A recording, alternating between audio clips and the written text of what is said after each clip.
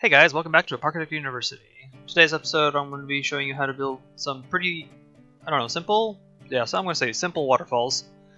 Or just to teach you what you can do with waterfalls from this game, but I'm going to show you right now a very simple way to do it with terrain and some of these pieces that I already have out, like some of the new water pieces we got actually from the Booms and Blooms DLC. We got some free stuff, so we got this this is easier if I just do it this way. This is the water curtain thick, and then water curtain, and then we have a floor slope, half slope, and then a water floor. So these are the newest. These four here are the newest. And then this one we got a big splash, small splash, and a fog, and then we have our 9 rocks that I like to use in this game. Before we get to the lesson, this is all on vanilla Parkitect, so construction anarchy is off, and scenery mods are not kind of available for this. But I want to just show you how to do this I'm going to call it the old-fashioned way, because this is the old-fashioned way. So the first thing we're going to do is build ourselves a little lake, 2 different lakes on 2 different elevations to actually give you that waterfall-esque thing. See, it's not like Roller Coaster Tycoon 3, where you would have to build 2 different lakes and then a water thing happens. It's not like that at all. That was removed. Well, that wasn't removed. That wasn't built in this game before. So it's not like Roller Coaster Tycoon 3 or Planet Coaster doesn't even do it either. Planet Coaster, you have to build your own waterfalls too. So maybe that's a good thing, because when you build your own waterfall, you kind of make it the way you want, right? So I'm going to do it like this first. So we're going to do 1 giant plateau on top and then a little plateau at the bottom. Actually, this doesn't have to be elevated. I just realized I'm pretty silly here. I can just lower the ground here. And then I'm going to pick some water, and we're going to do the water at its fullest height. So now we have this connection. Actually, let's make these bigger, because these are not big enough for my tasting. Let's make this a 4. There we go. And then we'll make this a 4 down here. Actually, so it becomes a 2. Oops. There we go. That's better. And this one goes down to a 2 as well. So water here, there we go. Now we have ourselves our 2 pools of water, and now I'm going to connect this together with a waterfall piece. I think probably the best one to use is the thick one, because the thick one has it's thicker. It can sit on different surfaces better. So I'm just going to stack them pretty high up.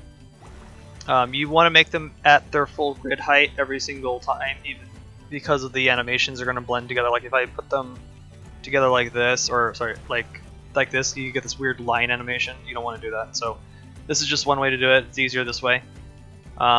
Actually, see, I don't like that it's going under the water, but we're probably going to cover that up.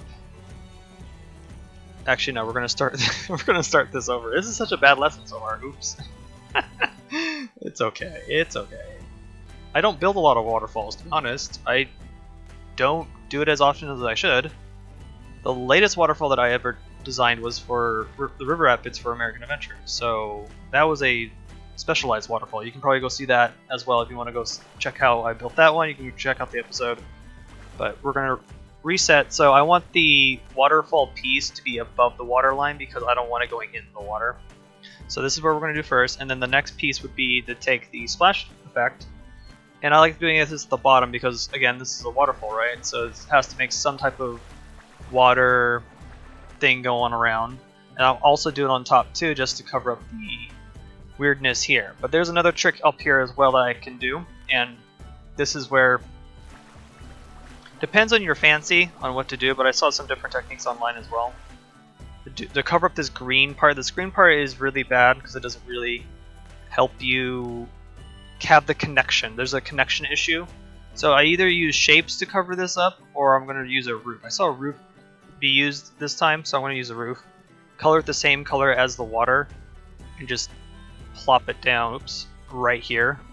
Now we have this better connection, but then you have this weird blue coloring down here, but that can be solved either by adding plants or seaweed or, I don't know, rocks and stuff, but we're going to just ignore that, because once you get X out the window, you have now it now blends in better, and it actually looks more natural. So this is a very simple waterfall, but again, it's not done yet because, you know me, I want to make it very decorated. So we're going to add some my favorite things, rocks and stuff.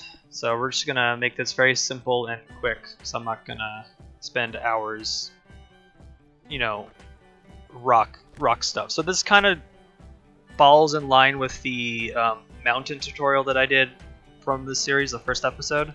It's kind of the same idea. You do the interlocking of pieces. See, even going into the waterfall a little bit is a cool idea too, because it adds like some different color, or not different color, the different shape of the fall instead of being so square.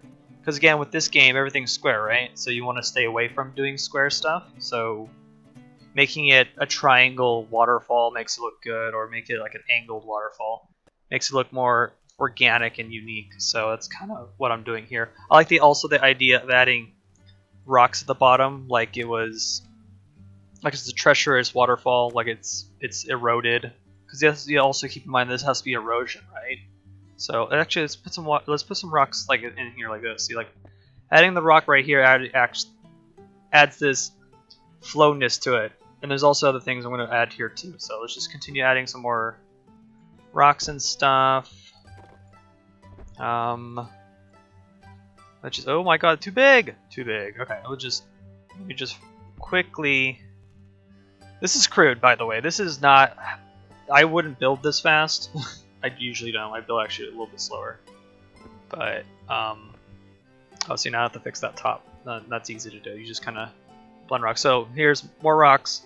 The other thing I would do, because the waterfall is now hitting the rocks now, I would add splash effects here to add more of like it's being interactive with the rock and adding some rigidness and stuff and things like that. So stuff.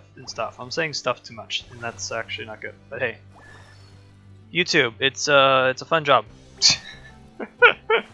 Oh no.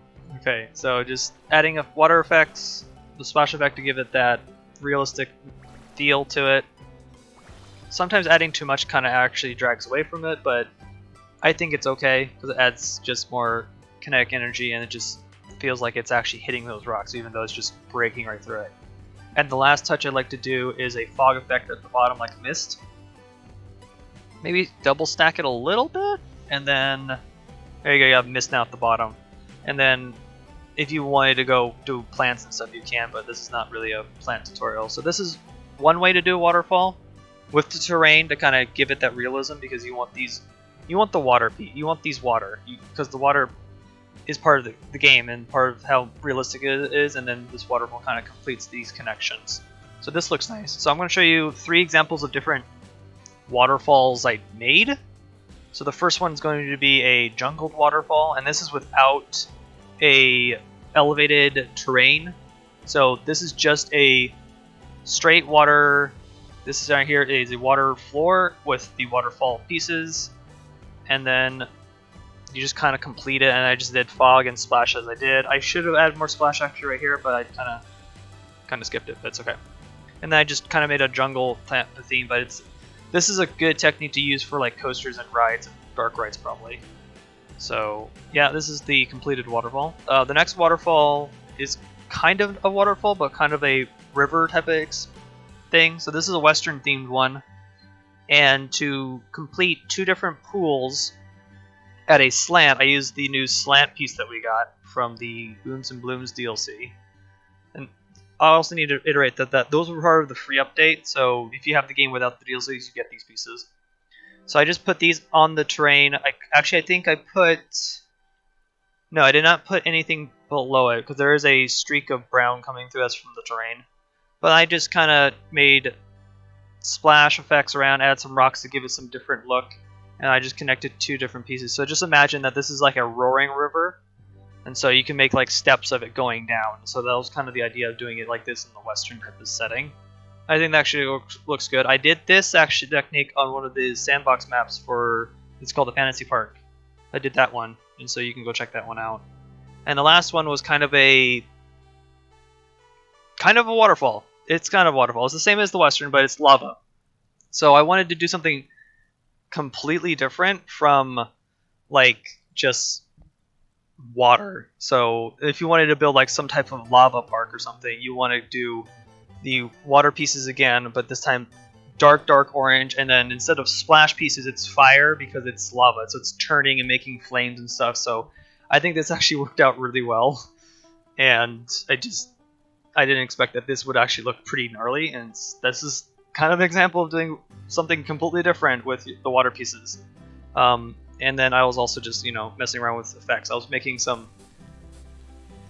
I don't know, what do you call that? It's like splash effect or something with the firework pieces. I was just messing around here, but this is kind of the whole idea of what you could do with waterfall pieces. It's not your typical way. See, Roller Coaster Tycoon 3 actually did pretty well with the water making tool, but that was also finicky too. You had to make some pretty straight edges and stuff like that to get waterfalls to go. But this is pretty much the knowledge I know about waterfalls. There's probably some other techniques I can learn in the future about this stuff, and I probably will. But I hope this gives you some ideas and some guidance on how to make waterfalls for your theme park or for a roller coaster. And yeah, I will catch you guys in the next Parkitect University. Bye.